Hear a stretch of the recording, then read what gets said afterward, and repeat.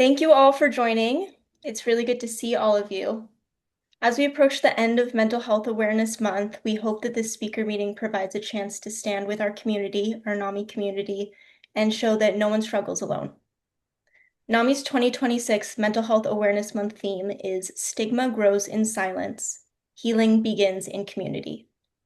By sharing our lived experiences, learning from each other's stories, and building strong community connections, we can challenge stigma and create spaces where people are supported, understood, and find healing.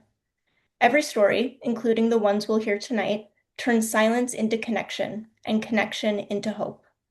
Together this evening, we can strengthen our community through empathy, understanding, and meaningful change. The speakers who will share their stories with us during this meeting are people who have been champions of NAMI's mission and know what it means to find hope and healing through community. As they share, feel free to put your questions and comments in the chat, and we will have time at the end of the meeting to answer them. Our first storyteller tonight is the wonderful Elizabeth Homer-Smith, or Liz as we know her. Liz was born and raised in California and has been enjoying living on this side of the 17 for the last 6 years. She had a career as a professional dancer before returning to school to study psychology. She worked as a therapist in training before her mental illness interrupted her progress. She struggled for years before finding both support and employment with NAMI Santa Cruz County. She currently works as the Peer and Family Program Coordinator for our affiliate, and Liz lives with her wife, 10-year-old kid, a dog, and a cat.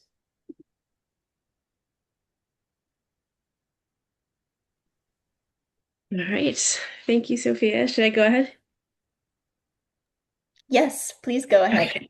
Okay. Thank you. Thank you. All right. Hello, everybody. My name is Liz. As Sophia said, I am the Peer and Family Programs Coordinator at NAMI Santa Cruz County. That means that I help put together classes and programs, and I facilitate the peer support group. I had a previous career as a professional dancer. I was living in New York City and then on tour, then in San Francisco. Um, I also went to graduate school for psychology and child development. I identify as a peer. I'm pretty sure everybody here knows what that means, but basically that means that I identify as having a mental illness.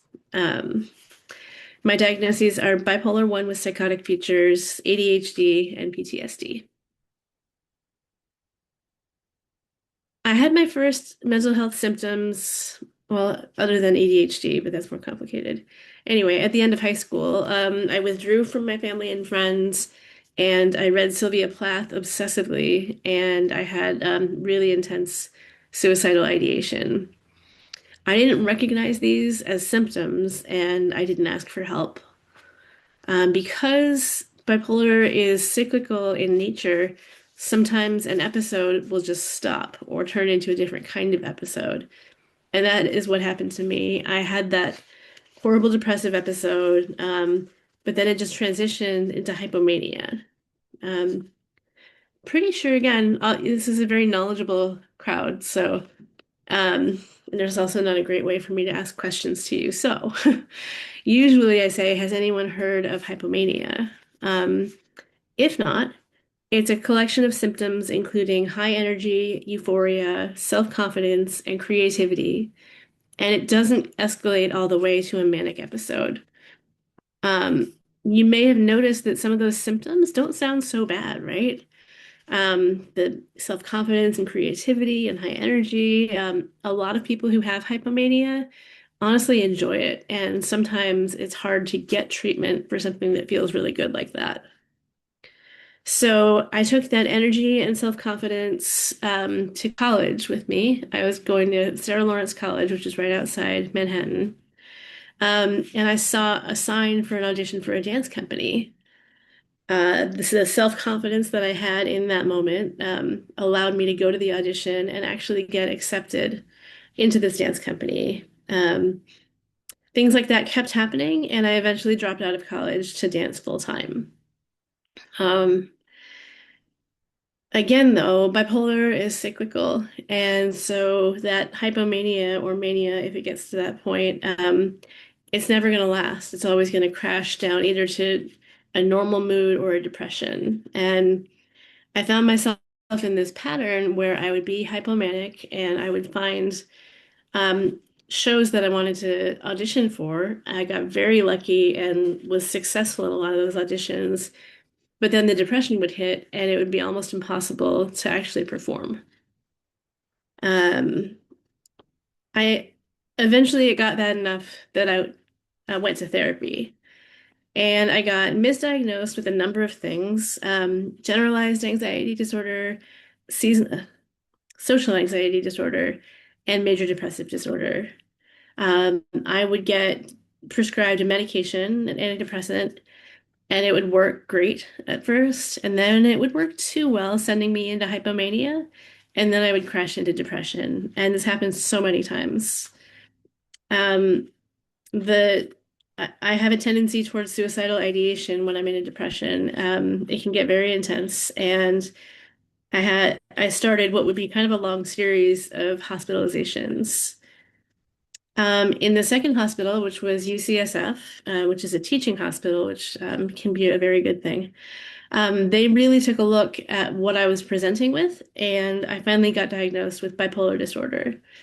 It was bipolar 2 at that time. It felt so good to just have an even mood all the time, not be constantly bouncing from one side to the next.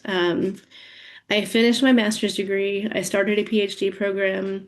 I met my future wife, and I was honest with her about my diagnosis. I had no reason to worry about it because it seemed like we had found the magical cure for bipolar disorder. And I didn't have any real episodes for years. Um, and then a few different things happened. I'm sure you're all aware of generic drugs, which is what you get if your insurance company has anything to say about it. Um, the thing about generics is that although they're less expensive, but they also only have to have a certain percentage of the active ingredient in them. And if you're sensitive to that degree of change, excuse me, it can send you into episodes again. Um, so that happened, and around the same time, I stopped breastfeeding, and so my hormones were doing God knows what. And the combination of those two things just sent me back into a whirlwind of mood episodes. A 4-year period of intense episodes, psychosis, and hospitalizations. So it started with, like I was saying before, hypomania can be really nice. Although I have to remind myself it's not real and it's building on quicksand. Uh, but with the generic and the stopping breastfeeding and the hormones, I did start to slide into hypomania. I got obsessed with having a crochet design business. I did have a little bit of success. I published a few patterns.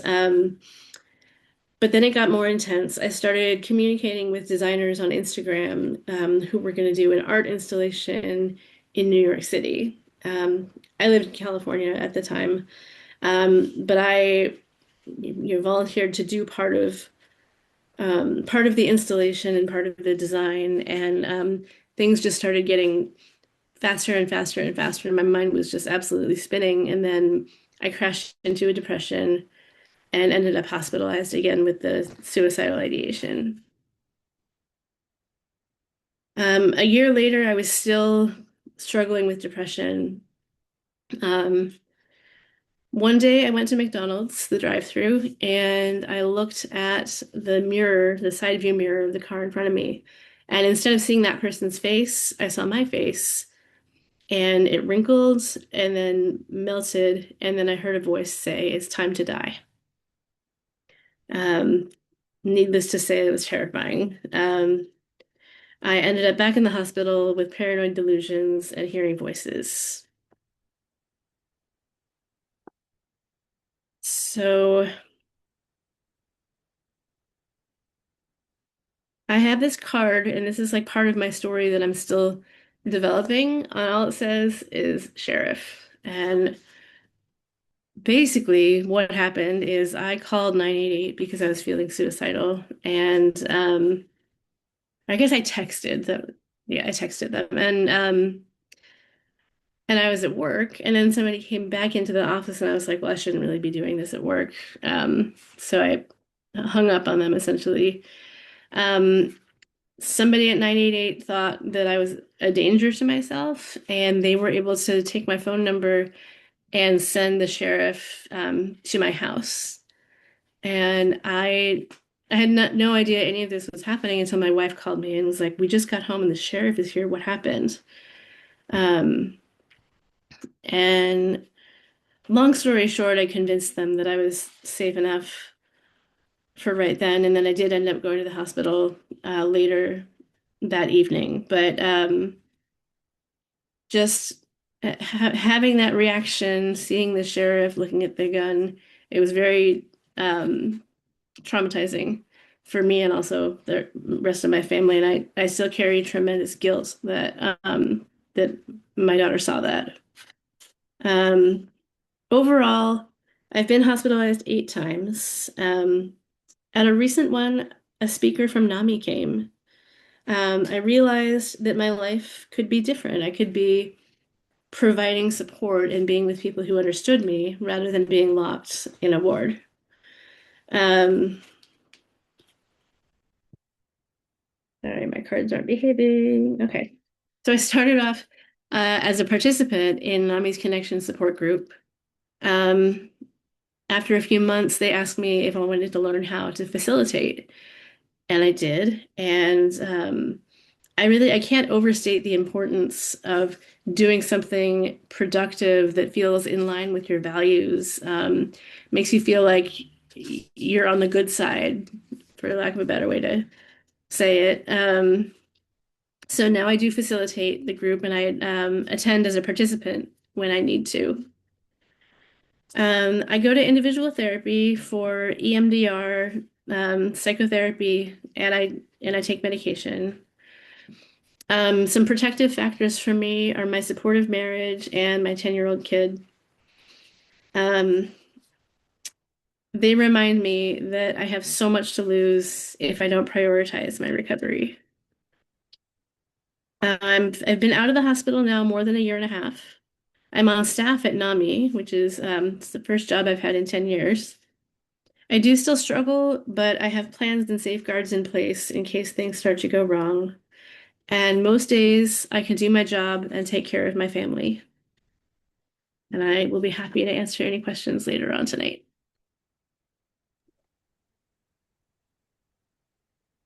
Thank you so much, Liz. I see some people clapping. You're so well spoken. I really enjoy hearing your story, and I'm so appreciative of you sharing this evening. Thank you And for yes, the opportunity. if anyone has any questions, you don't have to remember them. You can put them in the chat. I'll read them later on so you don't lose track. All right. Next, we will welcome the wonderful Genevieve Spring. Genevieve lives in Watsonville and is also a NAMI staff member. She's a transgender woman who uses her gentle and compassionate nature to connect with our community by leading peer support groups, sharing her story with clients of local mental health treatment centers, and also going out into the greater community during events and sharing really important mental health resources. Take it away, Genevieve. Thank you so much, Sophia. Um, and thank you, Liz, for sharing a wonderful insight into how a glorious person is forged. Hello, everyone. My name is Genevieve Spring. I have been a peer with NAMI since 2018 when I started attending peer support groups at the Sash Mill. Met a lot of the people who have come to be foundational in my recovery. I would like to share a little bit about my story and what feels important to me, I suppose. And again, we'll welcome any questions or comments at the end of the meeting. I struggled quite a lot from a very young age. I was in counseling very, very young, being treated for ADHD, but also quite emotional. I was an angry child, and a large part of that anger stemmed from me being incontinent as a child and my father's abuse within his home because of that. Whereas with my stepmother and with my mom and my stepfather at home, it was treated as an accident, labeled as such. In my father's house, it was treated as an affront and punishment most certainly doled out. I turned all of that fear and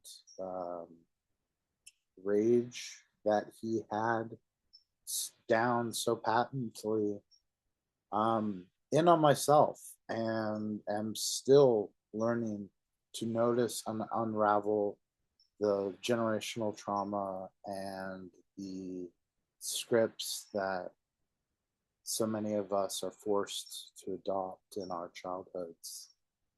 In high school, middle school, it got worse. My mental health was such that I was medicated. I remember finding punk and ska in high school and arranging safety pins on my jacket to give the middle finger to the world. I was just so very angry. I was so fortunate that I had music as a way to bring stillness to me, and my love for nature stems from either not being safe in my home or not being valued or interacted with in the other home.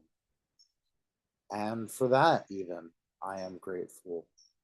One of the many things I've been fortunate enough to pick up in recovery is gratitude. I felt for the longest time the only reason I could be alive, the only conceivable reason that there could be a benefit to my existence was that I could see the beauty in other people, was that I could highlight and elevate others with what I saw as distinctly separate from me. My core schema growing up from my father, the results of my father's abuse, was that I was unlovable, was that I was unclean, literally subhuman.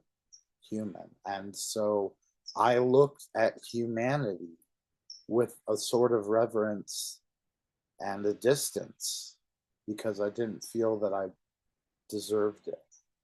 I felt that I deserved the abuse that I got.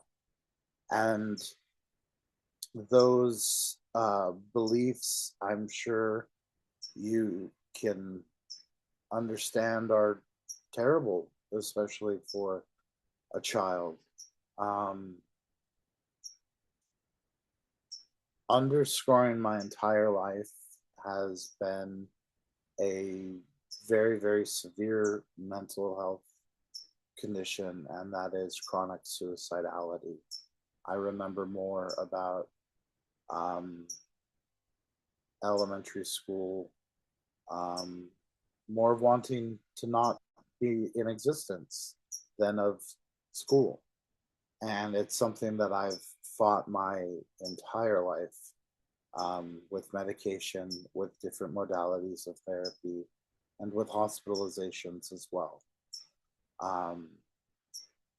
It was after a hospitalization in maybe 2016, 2017, after I had left Fresno, my marriage had dissolved and I came back to live with my grandmother here and in Watsonville. And one day called my mom and I said, I need you to take me to the hospital. And I was fortunate in that I got a referral to a really great treatment center, which again, I should say how Fresno failed me in even recognizing my mental health challenges. I was struggling academically, but no one, but allowed myself to drop out of college, studying opera, the thing that I loved the most, due to overwhelming anxiety. And I had never known the word anxiety.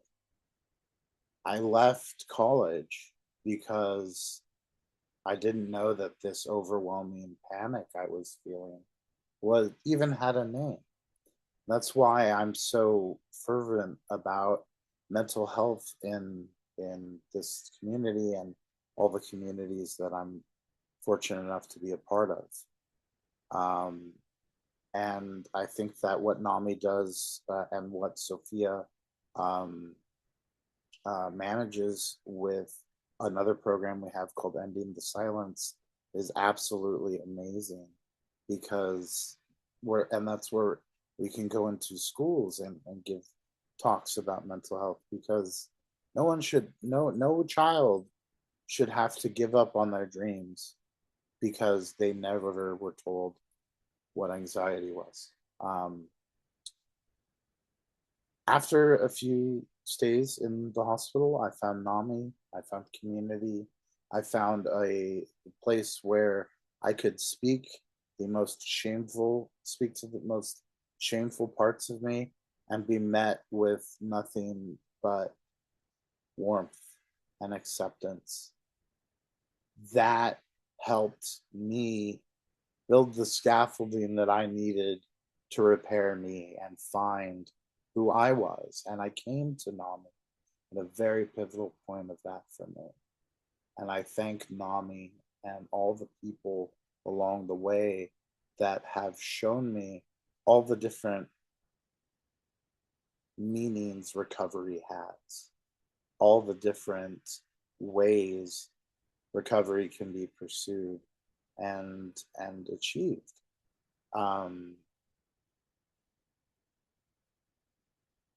Yeah, I think that that's how I feel.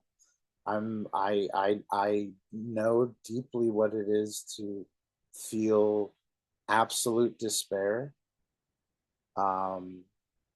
And it is exactly that reason that I can share with people who are struggling in that very, very visceral place. And I feel that I can say, yes, you can heal from this, because it can happen. It did happen. And the beauty of recovery is discovering how that happens for you individually, a personal unfurling. And I'm so grateful to have NAMI Santa Cruz County as a vital part of my story. Thank you. Brava! Brava! Oh, Genevieve, you have such a beautiful, beautiful way of sharing your story. It always touches my heart. Thank you so much for being here. Wow, lots of reactions. Love to see that. All right. Now, last but definitely not least, is Cathy Pereira, who will share her family story of supporting her son who has a mental health condition. Cathy and her husband sold PCBs, printed circuit boards, at a sales company she started in 1981. They retired 15 years ago and now enjoy spending time in Santa Cruz and Truckee golfing, hiking, and biking. Cathy cares for her two 15-pound lap dogs, Joey, who's 16, and a rescue, Susie, who's 8, and she just learned how to play mahjong this year. Cathy helps facilitate NAMI family support groups once a month and feels it's important to share her family's story whenever possible to help end the stigma surrounding mental health conditions. Welcome, Cathy. Thank you, Sophia. My name is Cathy Pereira, and my husband and I moved to Aptos from just over the hill about 11 years ago. We have two sons. Our eldest son lives in San Francisco and is married, and we just found out they're going to have their first child. We're very excited to be grandparents. As Sophia's mentioned, I love to golf and play with our two small dogs, and I also like to hike. Our youngest son, Brent, is 36 years old. He loves thrift store shopping, sushi lunches, and lately we've started taking nature walks together again. He comes over to our house about once a week for dinner. Sometimes we sit and watch music videos together, or he relaxes in our hot tub. Brent lives nearby in a 3-bedroom home that he shares with 2 roommates. Once a month, my husband and I meet with Brent and his house manager for coffee. We talk about how things are going and anything he might need help with, like finding a dentist, making sure he's eating well, or encouraging him to keep up with his exercise goals. Brent and I also enjoy simple things together, mother and son shopping trips, sushi lunches, and our nature walks. He also lives with schizophrenia, and he has for the past 17 years. Today, I want to share a little bit about our son, about what happened when his illness first appeared, and what it felt like from a parent's perspective the first time we had to call 911 for help. 17 years ago, in the summer of 2009, Brent had already graduated from high school and was in the middle of training to become a massage therapist. He had never been into drugs or alcohol growing up. He was very social and creative. In fact, he had been the lead in his high school musical. He was healthy, happy, and excited about his future. At the time, his older brother happened to be home from college visiting. One evening, I was in our kitchen wondering why Brent hadn't come down to do his chore of washing the dishes. His bedroom was upstairs, so I kept calling for him to come down. After a while, his brother came downstairs and said, "Mom, Brent isn't feeling well. You might want to go check on him." When I went upstairs, he was extremely agitated. After a while, he told me the TV commercials were talking directly to him. I remember feeling completely confused. I didn't know how to respond. Should I correct him? Should I reassure him? I had no idea what was happening, but I could tell he was scared, and that scared me too. I tried to calm him down and said, "Let's turn the TV off and see how you feel." He agreed, but he was still very shaken. That night, we did our best to comfort him and keep things calm. I told him that we would see his doctor the next day, and fortunately, I was able to get an emergency doctor appointment. We later learned that the night before, Brent had attended a Native American sweat lodge ceremony in Gilroy and had taken peyote. He had not felt great since. That information frightened us, but we were relieved that we were going to see a doctor. At the appointment, Brent explained what had happened. The doctor told us that the experience may have triggered something that Brent was already predisposed to. He asked if anyone in our family had schizophrenia. Sadly, the answer was yes. My brother Tom, Brent's uncle, had schizophrenia in adulthood. Hearing this was devastating. It was the worst possible thing we could imagine hearing as parents. Brent hated hearing it as well, and it made him even more anxious. The doctor referred us to a private psychiatrist for a full evaluation. The very next day, Brent went to a park with a friend and called his dad. He told him that a voice was telling him to stab himself and asked us to remove all the knives from the kitchen. We immediately called the psychiatrist, and he told us to take Brent to the emergency room. Brent was admitted to the hospital and stayed in their behavioral.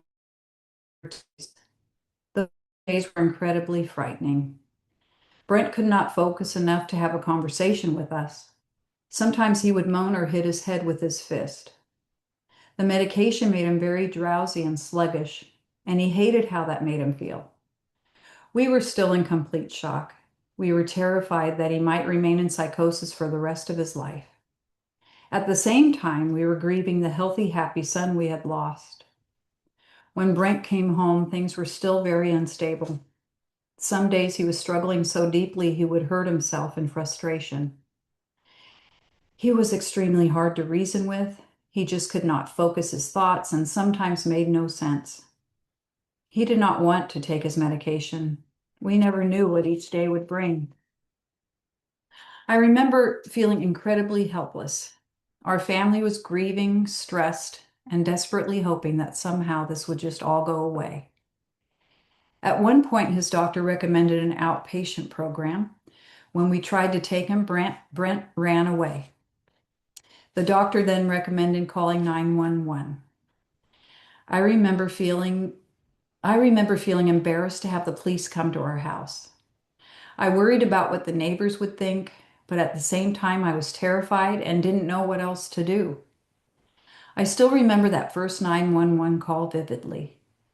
I can remember exactly where I was standing and even what the phone looked like. It was one of the scariest moments of my life. Fortunately, the officers who arrived had recently been in a crisis intervention training course. They were calm and patient and treated Brent with respect. In one of the most frightening moments of our lives, their calm presence meant everything to us. They helped get him safely to the hospital. A few months into this new reality, I remember being on the phone with one of my sisters. I was crying and saying, "He will never be the same. We've lost the son we've known for 19 years. He will always have schizophrenia." Looking back, I think that conversation marked the beginning of acceptance for me. Eventually, once we were a little less overwhelmed, we found NAMI. My husband and I attended the NAMI family-to-family class. Meeting other families who were going through similar experiences helped us feel less alone. Those classes also helped us understand how difficult it must be for Brent to wake up each morning hearing voices in his head. After a few years in and out of hospitals, and when he was steadily on medication that helped Brent, he himself took the NAMI to peer-to-peer class and even helped facilitate a group for a while. Education has made a huge difference for our family. One of the most helpful tools we've learned was the LEAP communication method developed by Dr. Xavier Amador. LEAP stands for listen, empathize, agree, and partner. We learned that you cannot simply tell someone with schizophrenia what they should do. That approach rarely works. Instead, learning how to partner with Brent in his recovery has helped our relationship tremendously. We've also done family therapy at times, which helped us communicate better. Personally, I've had a therapist throughout these 17 years, and I continue to learn as much as I can about schizophrenia through research, podcasts, and NAMI support groups. I also help facilitate a NAMI family support group each month. After his last bout of psychosis from deciding to stop taking his meds, Brent ended up in jail for the first time. It was absolutely the hardest situation we have dealt with so far for him and us both. Today, Brent is doing much better. Because he takes care of himself and we take care of ourselves, our relationship is wonderful. We spend time walking together, having meals together, and talking about what he wants out of life. He shares with us when he's worried about something and feels safe with us. He still has symptoms, which are mainly hallucinations, but he has the right amount of medication in his system to stay mostly grounded and not be 100% affected by them. Living with someone who has schizophrenia has taught me a great deal about compassion. You never really know what someone or their family is going through behind closed doors. For many years, even though I have had an adult brother with schizophrenia, I didn't really fully understand it. I was afraid of it. But when it became a part of our own family story, I began to see the person before the illness. Brent is not defined by schizophrenia. He is a son, a brother, a friend, someone who loves music, nature, sushi, lunches, and being a part of a family. Our son didn't stop being our son when he developed schizophrenia. He's still the same person we love. He just has a much harder road to walk. And despite everything our family has been through, there is still joy, connection, laughter, and hope. Thank you for being here today.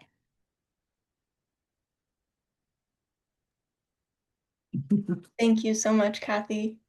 Thank It's you. so beautiful to hear how transformative it can be for both you as a family member and an individual when you're surrounded by so much love and support. It sounds like you and your husband really have done so much to support yourselves and support Brent through this journey. We're so appreciative for you being here.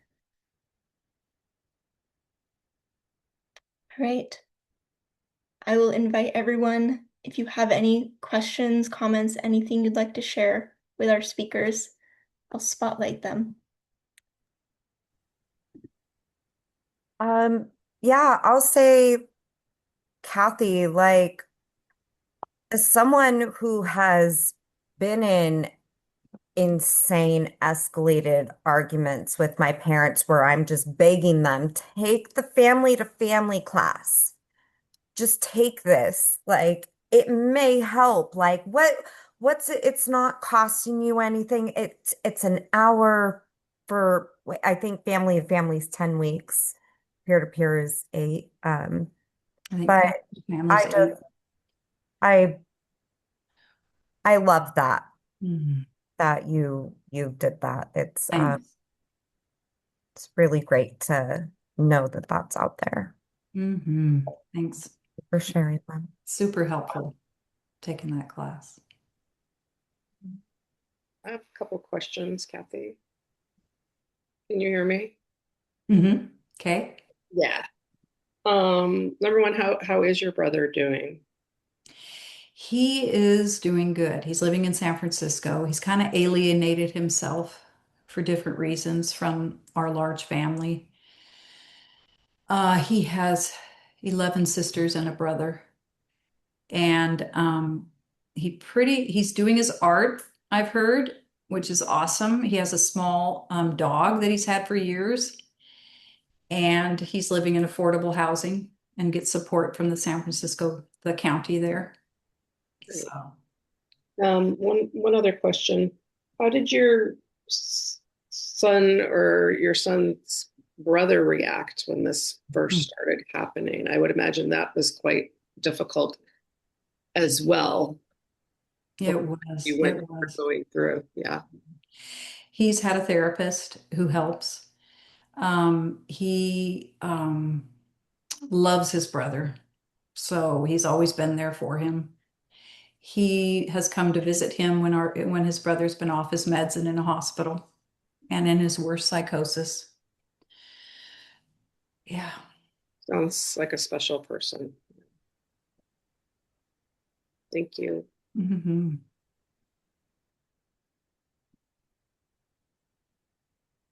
Yeah, Mike. Well, I'd like to thank all the speakers for sharing your story. It's really impactful, and yeah, it's just very, very special. Liz, I'm wondering, do you dance anymore? Not as much as I would like to. I did find an adult intermediate tap class like 10 minutes away from where I live. And I want to integrate that into my life, but no, I don't dance a whole ton right now. Okay, great. And Cathy, in terms of your son's experience with the justice system, how did that turn out? He was able to do the mental diversion to wipe and seal his record. Yeah, he ended up in there, if anyone's curious, because of the pretty much, I think it was mainly because of the pandemic and not being able to be social. And he started drinking alcohol every night and would skip his meds and then just stop taking them. And then he had an altercation with the neighbor, and it just turned into a neighbor who was also, on medication and taking care of himself.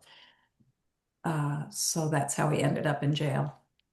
It was a tough experience, but we learned a lot, and I think we can help other people.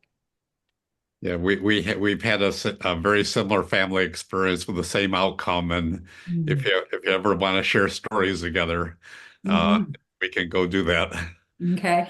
Yeah, but I'm glad that was a good outcome. Mm-hmm. Yeah. And Genevieve, thank you for sharing your information. It's very compassionate and impactful. So thank you so much. Thank you, Mike. That means quite a lot coming from you. I appreciate that. I appreciate you. I have a couple questions for Liz and a couple questions for Genevieve.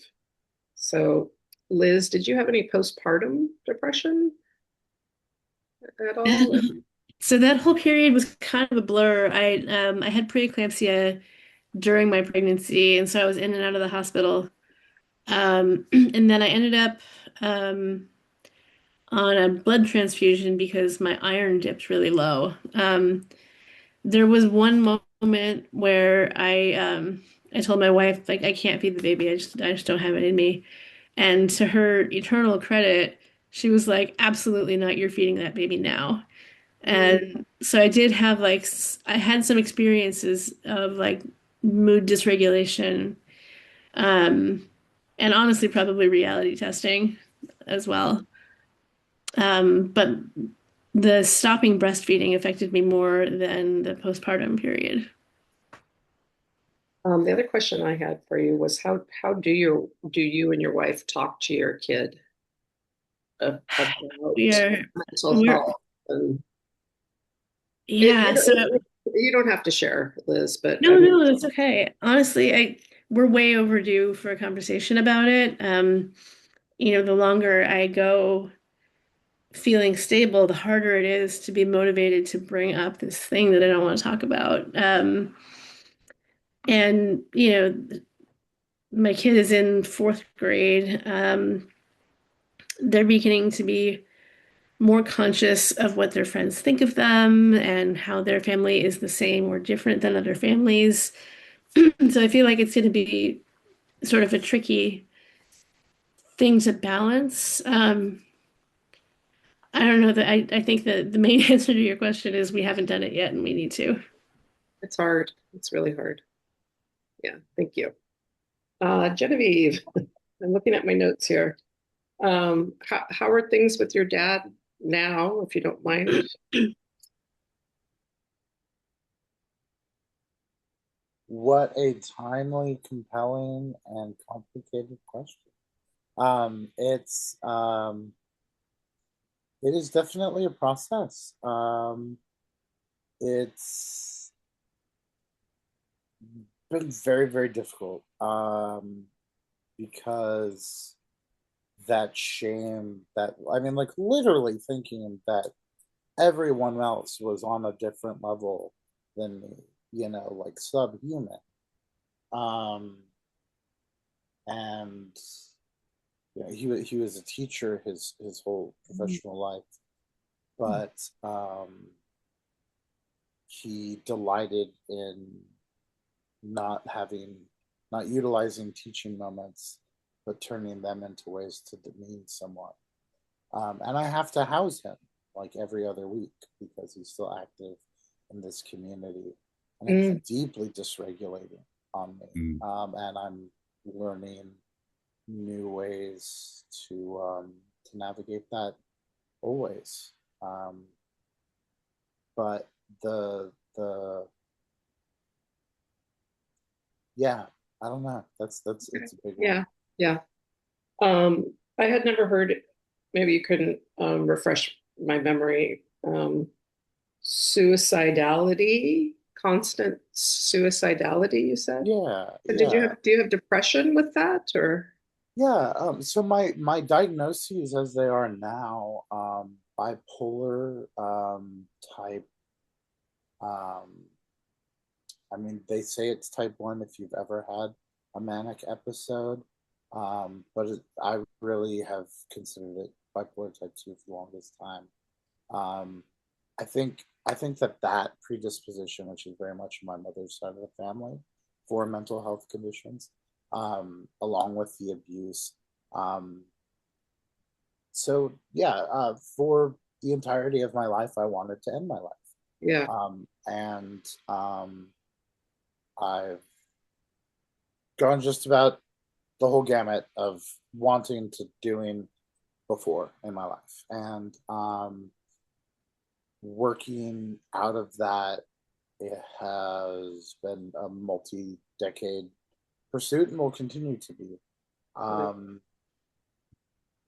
And what I'll say to tie it back to NAMI has been that the people that I consider myself fortunate to call friends are when I'm feeling like I have no redeeming qualities whatsoever. They're there to hold up a mirror and shine back, what we all shine out. And that's what we all do for each other. But I did have a very, the details I could discuss privately, but did have a very good outcome of the only FDA approved treatment for chronic suicidality in the past. Well, thank you, all of you, for answering my questions and sharing your stories. I know it's a very vulnerable place to be, so I certainly appreciate that. Thank you, Karen. Abby, go ahead. Thank you. I mean, honestly, I have so many things I can ask and want to talk to y'all about. Cathy, I don't believe we've had the opportunity to work together in any of the programs. Liz and Genevieve, I've not heard your stories before. Genevieve, I've known more about you, but it was such a privilege to get to hear these more intimate and detailed your life chronicles. And I so appreciate that and I love that. But Liz, I'm curious about the hypomania of it all. And is hypomania, is that kicked off by something that is exciting and feel good in life that then spurs into something, or is it more like it comes out of left field? And then the second part of that is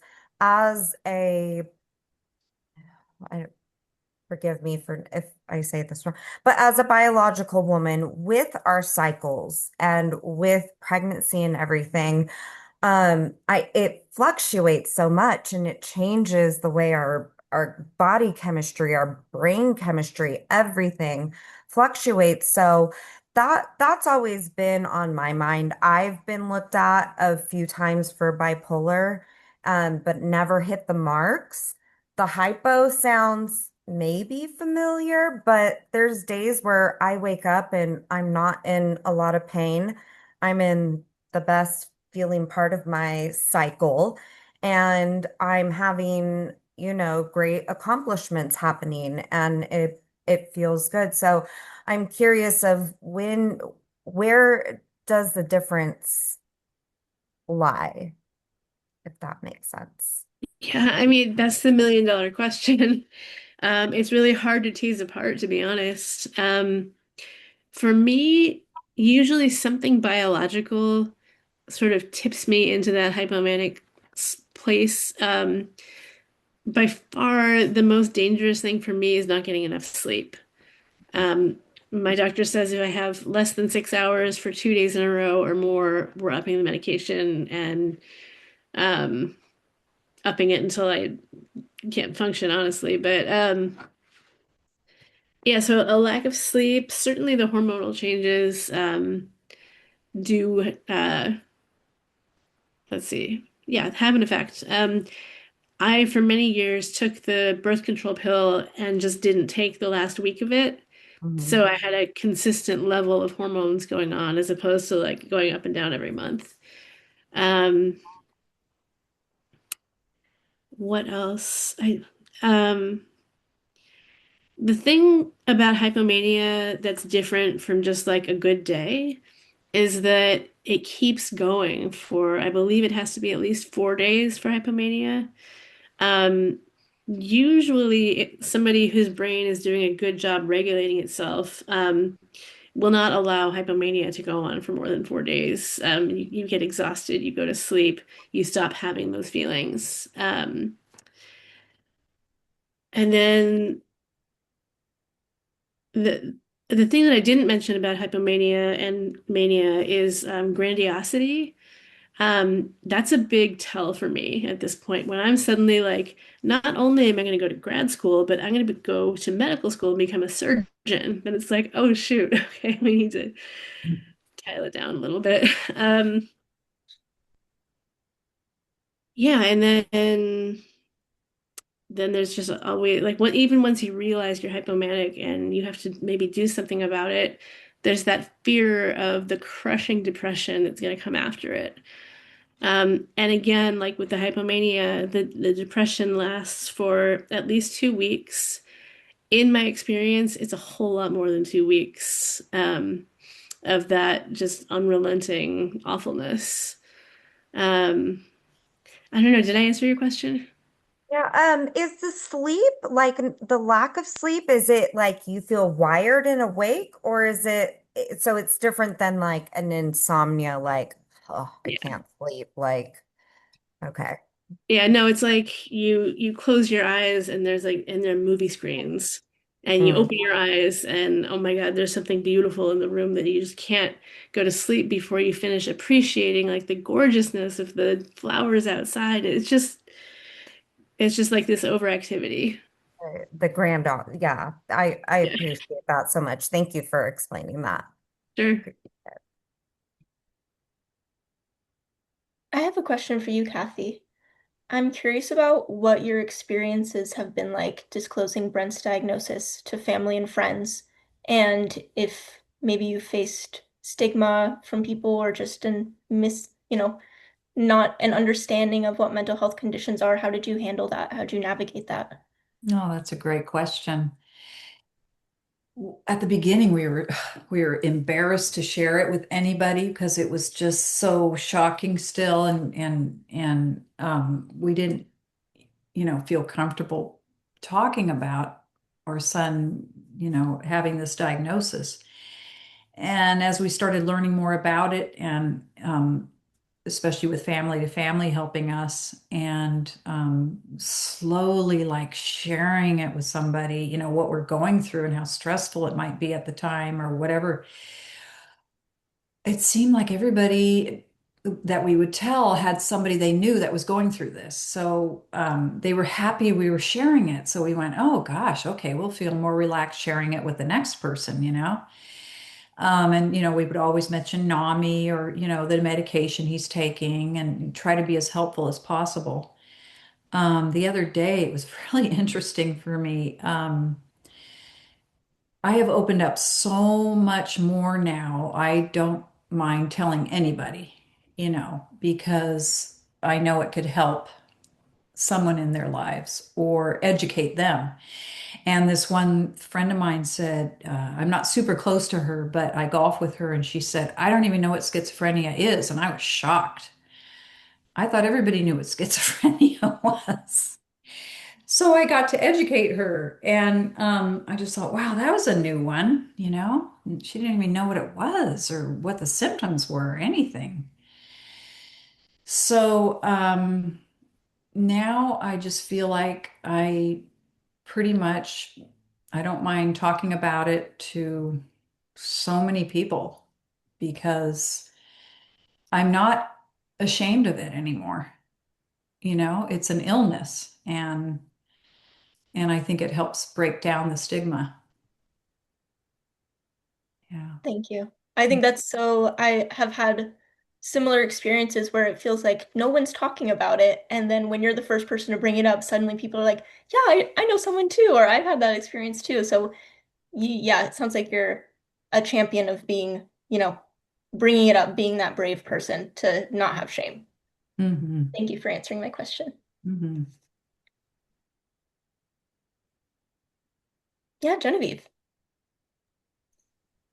I wanted to, after hearing some of these questions and reflecting more, I wanted to share um, on something that I found in recovery that ended up being I think highlighting one of my strengths, and that's writing. I identify as a writer. Those of you who know me know that I am very eager to eschew labels, but it was a NAMI support group outro question. Say one thing nice about yourself. It was like I was under duress, like I had thumb screws, and I eventually eked out, I am an artist, and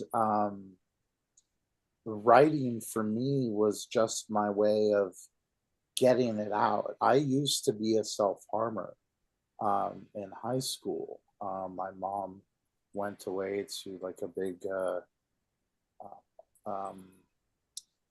surgery, and she dropped me off for school. She saw that I had cut up my wrist a bunch, and then my sister imparted the weight that had later in life to me.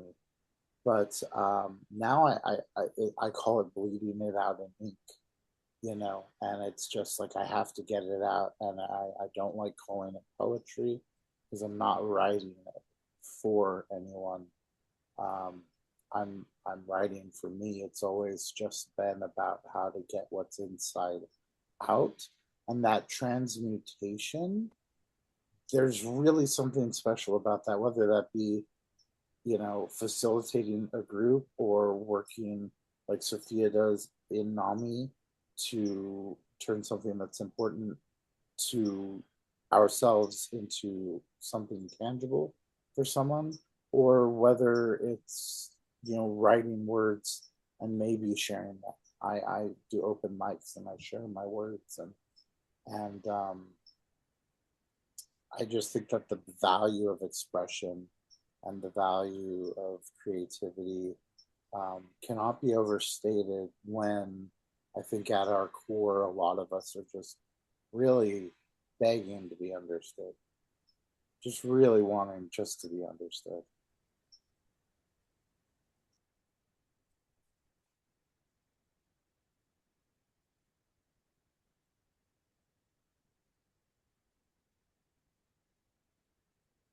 No pressure, Brent, but I briefly saw your hand up a few minutes ago. I wanted to make sure you had a chance to answer a question if you had, or to ask a question if you had one.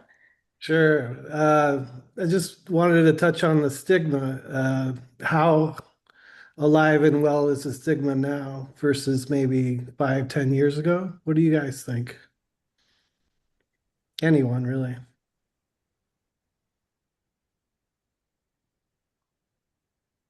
I don't know if it's just me changing, my husband and I changing, or what, but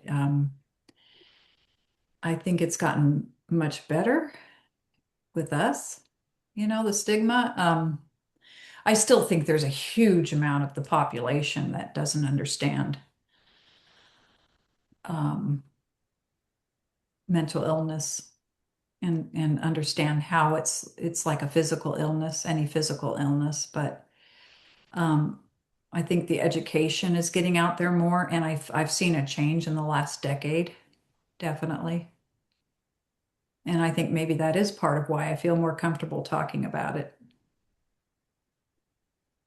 And I guess, my sense is this, the reduction of stigma is really gotten quite a bit better.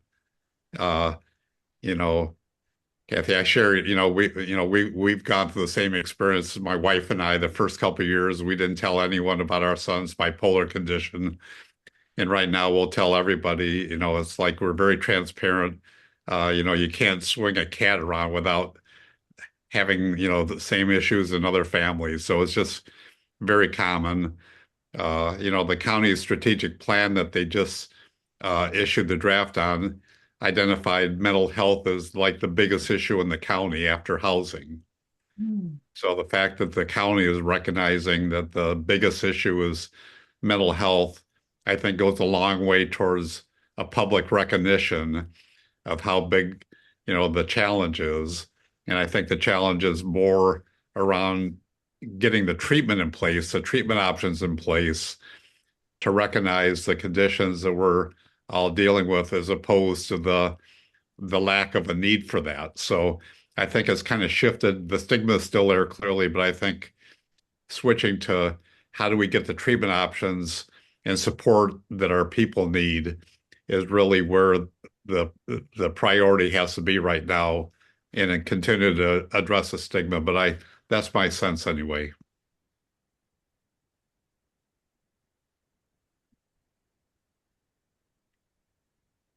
I think I have been having this experience that sort of shows me stigma in a different way.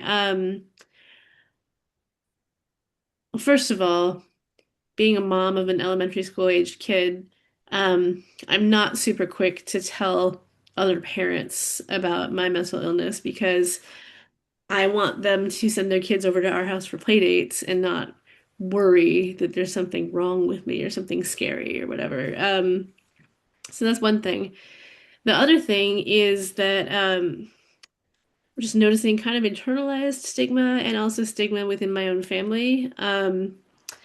I am currently going through treatment for breast cancer, which is going very well, and I don't want to bring the mood down, but it's a thing that's happening. And man, my mom is ready to help. She really wants to help. She really gets it and says things like, I'm sending positive thoughts, which, if you know my mom, that's like her, it's a lot for her to do that.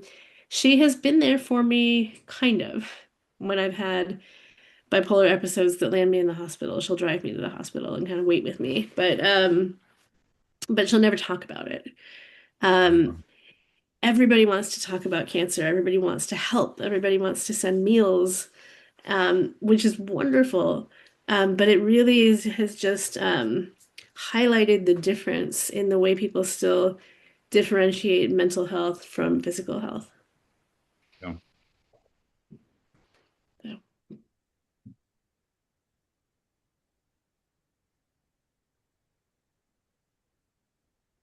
I would add that stigma was so internalized within myself that when in my collegiate years and I started exploring psychiatry more, definitely out of need.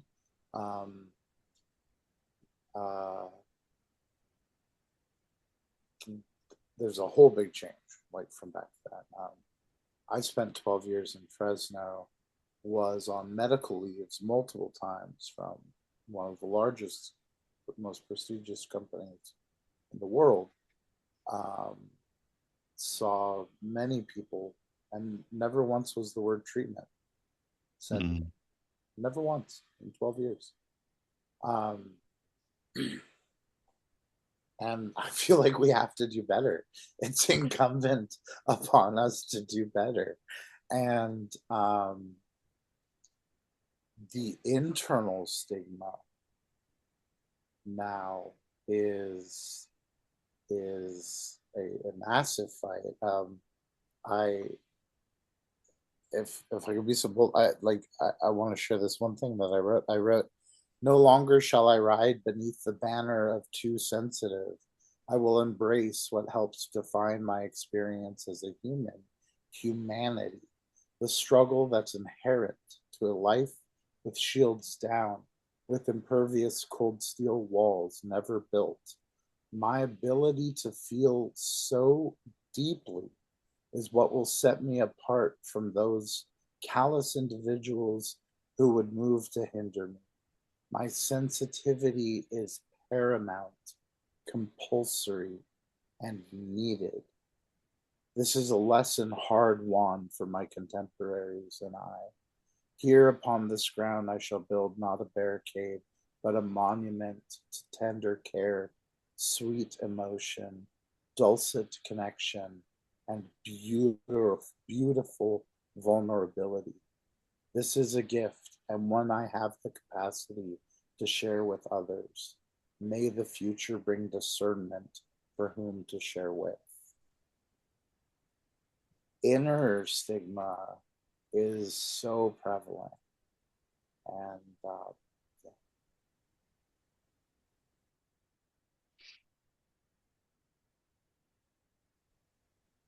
That was beautiful. Thank you. Yeah, really lovely.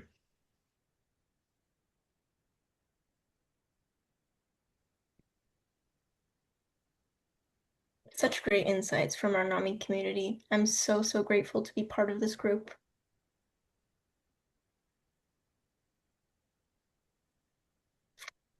Any other lingering questions or thoughts for our speakers and our friends, Cathy, Liz, and Genevieve?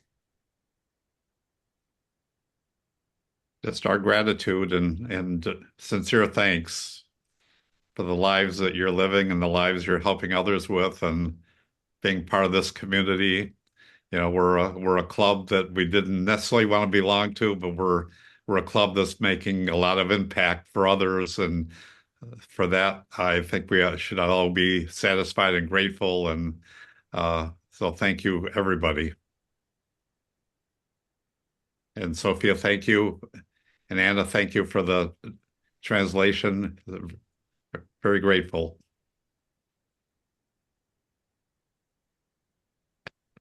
Brava, brava. Yeah. Thank you. Thank you all for joining. I will let us end a bit early unless there's anything else that we want to add. But I think, Mike, you put that very well. Genevieve, I think such a beautiful note to end on, your writing. Always appreciative to get that insight. Thank you, Sophia. Thank you. Yes, Organizing thank you, this. Sophia. Okay, bye, everybody. Be well. Bye. Happy end of Mental Health you, Awareness Month. Yeah. It'll Hey. continue. Yes, every month is Mental Health Awareness Month at NAMI. That's true. Liz, I felt the same way. I didn't want to tell anybody because I wanted the kids to have their kids come over. Right. I gotcha. Yeah. I totally get that. So Thank you for saying that. Yeah. no, right when you said that, I went, yep, I understand that. So thank you guys. Thank you. Bye. Have a good evening. You too.